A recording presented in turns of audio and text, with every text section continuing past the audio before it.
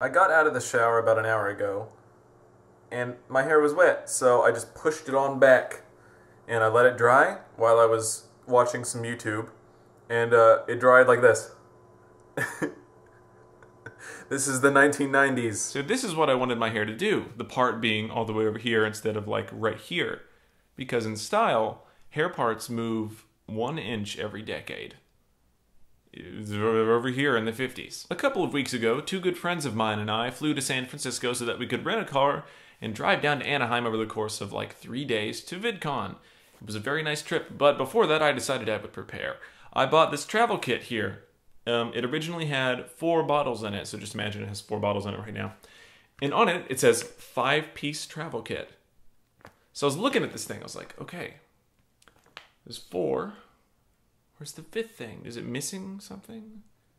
5-piece travel kit.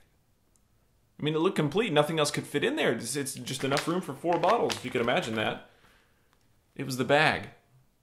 This is why I shouldn't be allowed to do creative decisions, because I can literally not think outside the bag. I was texting a friend of mine at work one day, unprofessional, and I was replying to what that friend said with the common exclamation, "She's Louise."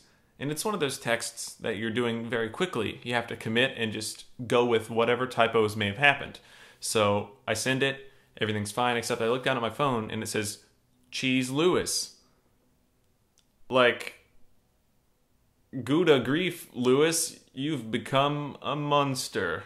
Shit. I have a few grievances with the song Summer Lovin' from the movie Grease. Number 1 being the way they say night at the end of the song. Nah! Why? Number 2 is the way that they say blast. Blast is a 1-syllable word. Lyricists got a little lazy there. Blast. Really? I have a solution though to the rhythmatic problem. We're going to replace the word blast with a very similar 2-syllable word. Blast. So now I wonder, how awesome does your life have to be before you have this in your refrigerator? That's Heath Bar coffee creamer. Like, you're already privileged enough to have this hot beverage coffee, you know, with the caffeine, and it tastes good, and it's made by this personal machine you have in your house or a French press, etc. But no, I want to make it taste specifically like this kind of candy bar that I like. It's like winning a guitar in a raffle, but then like complaining because there's no rock star signatures on it.